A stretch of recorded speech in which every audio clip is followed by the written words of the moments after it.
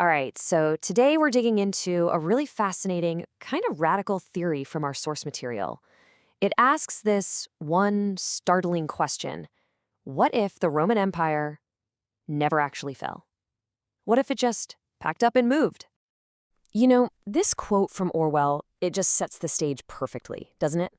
The whole idea here is, what if a massive piece of our history wasn't just lost to time, but was actually deliberately hidden?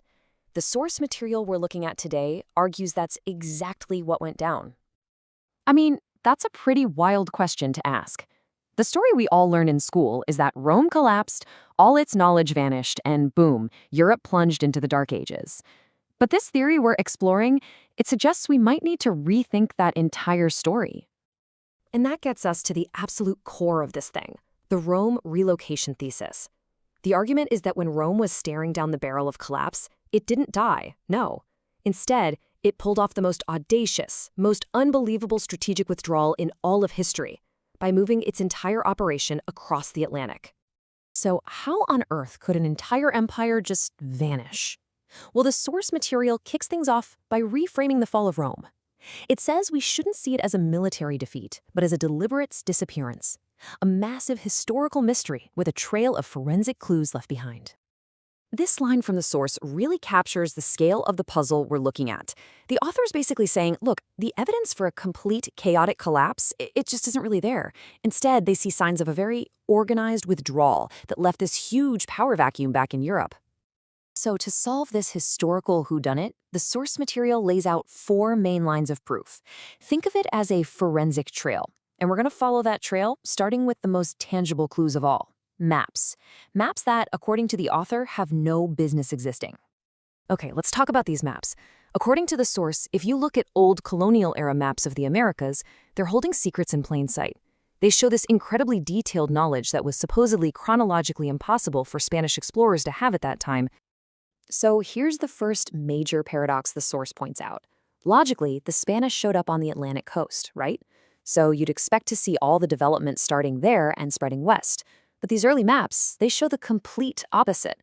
The most detailed, sophisticated infrastructure is way over on the Pacific coast, thousands of miles from where they even started. It just doesn't make sense.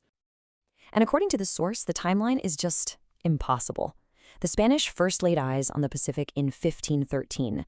Yet, just a little over 100 years later, you have maps showing this comprehensive knowledge of the entire coastline. We're talking details that should have taken generations of painstaking, systematic exploration to figure out. The numbers just don't add up. Okay, so if the geography on the maps is suspect, what about the language? This is where it gets really interesting. The source argues we can actually date these maps through a kind of linguistic archaeology because the words written on them tell a story that seems to completely contradict a 16th century origin. Let's zoom in on this one detail, found on a map of Western Mexico. It says, Argenti Fodaine. That translates to silver mines. Now, you might think, okay, a simple Latin label, what's the big deal? But the source says that specific word choice, that's the real clue. And here is the absolute kicker from the source. Fodaine wasn't just some generic Latin word for mine. It was a precise, technical, legal term from Imperial Rome for a state-controlled mining operation. And by the 16th century, that word was 1,000 years out of date. A Spanish cartographer would have just written Minas. Using Fodaine would be like us writing an official document today and using a word from Chaucer. It just wouldn't happen. So this all leads to what the source calls the 3-language solution.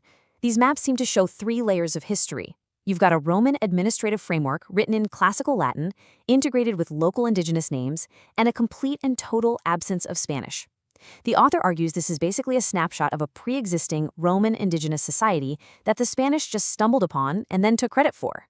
Which, of course, brings us to the giant elephant in the room.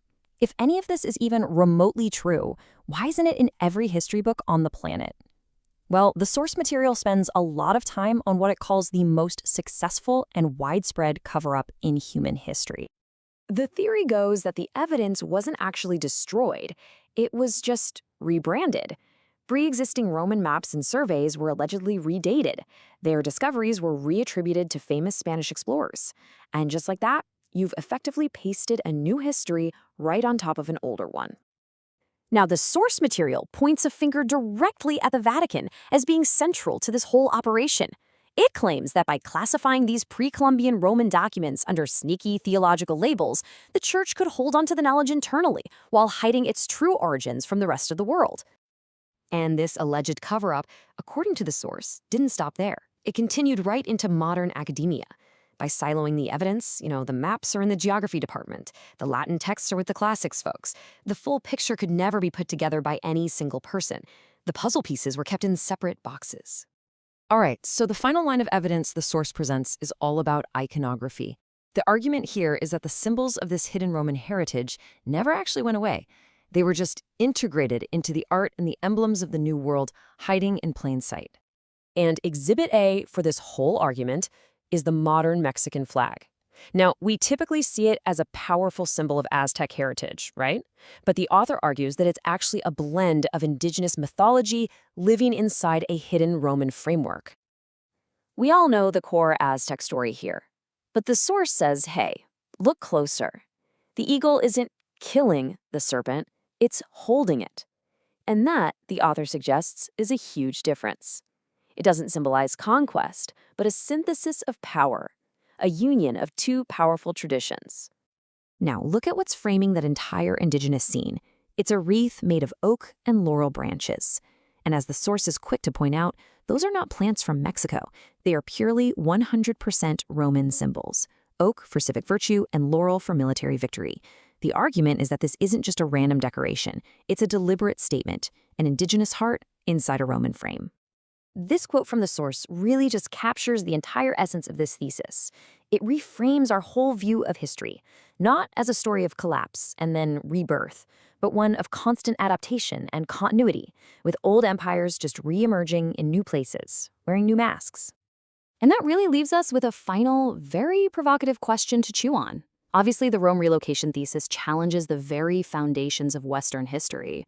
But, whether you find the evidence compelling or you think it's a total stretch, the source material forces us to ask a really important question. Are the histories we're taught the whole truth? Or are they just the authorized version of the story?